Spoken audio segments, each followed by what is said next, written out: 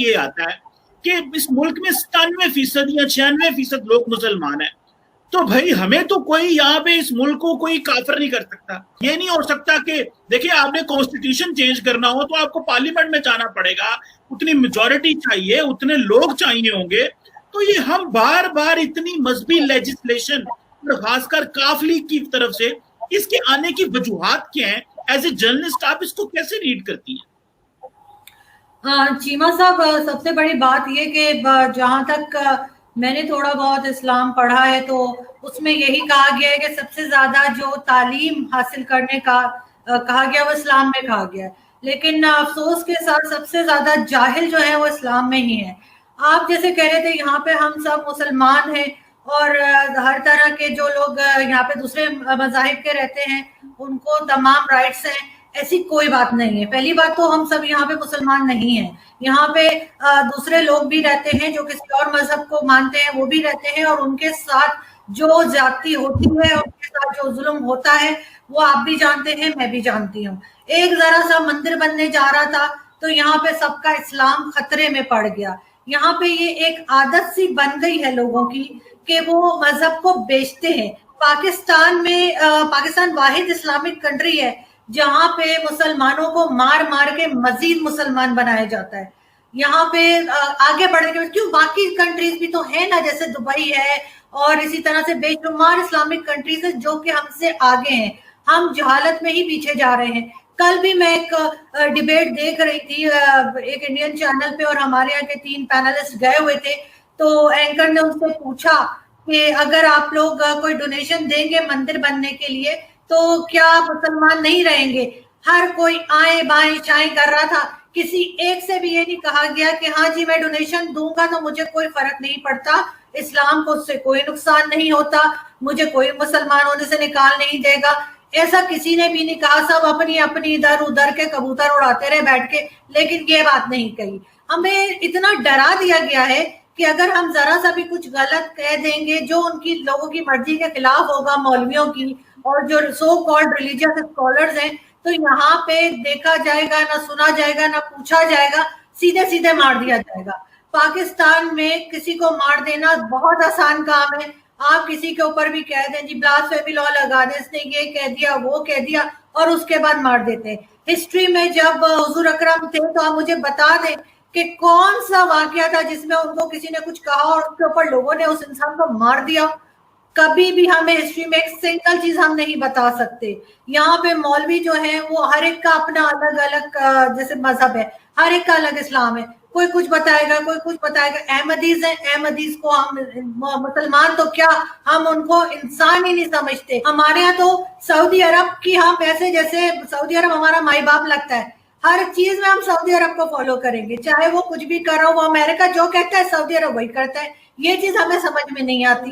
لیکن ہاں، بھارت ہمارا دشمن ہے جو ہماری زبان سمجھتا ہے، ہم جس کے جیسے کپڑے پہنتے ہیں، جس کے جیسے دکھتے ہیں، جس کے جیسے بولتے ہیں، جس کے جیسے کھانے کھاتے ہیں، وہ ہمارا دشمن ہے. ویسے دشمن تو ہے، یہ تو آپ یہ کریں، سمجھ نہیں آتی.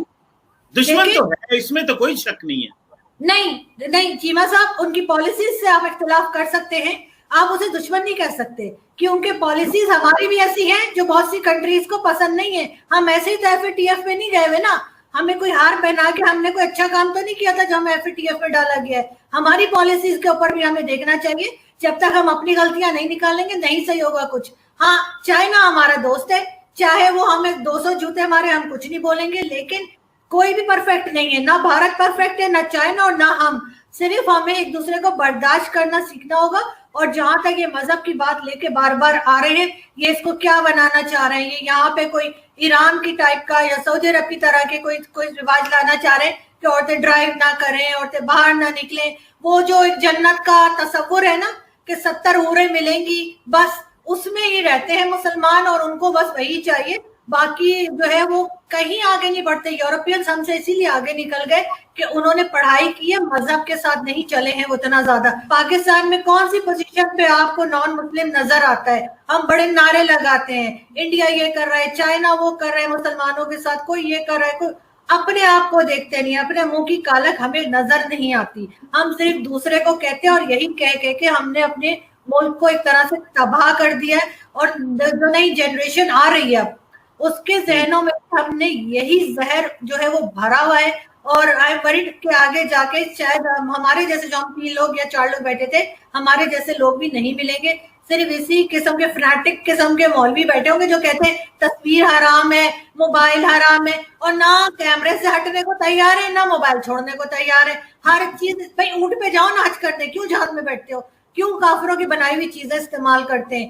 مجھے تو سچی چیما صاحب آپ ہنس رہے ہیں کہ میں یقین کریں مجھے اتنا غصہ آ رہا ہے لوگوں کے اوپر کہ انہیں کوئی کام نہیں, عجیب عجیب قسم کے بل لاتے رہتے, نہ ہیلتھ پہ کام کرتے ہیں نہ ایجوکیشن پہ کام کرتے ہیں. لوگ یہاں پہ بھوکے مر رہے ہیں, بل دینے کو پیسے نہیں ہے, کسی کا اوپر کچھ کام نہیں ہو رہا. ہاں مذہب کو پالش کر کر کے لے کر آتے ہیں, ہر ایک اپنا مذہب لا کے وہ بتائے گا کہ میں نے اور زہرا نے دوپٹے کیوں نہیں پہنے, چیما صاحب نے داڑھی کیوں نہیں رکھی, داڑھی کا ڈیزائن کیا ہونا چاہیے. مطلب بالکل جیسے کہتے ہیں دماغ خالی ہو گئے لوگوں کے. اور دوسرا یہ کہ ہمارے یہاں تو یہ ہمیشہ سے رواج رہا ہے کہ ہم اپنی ہسٹری بھی جو ہے وہ بچوں کو غلط پڑھا رہے ہیں.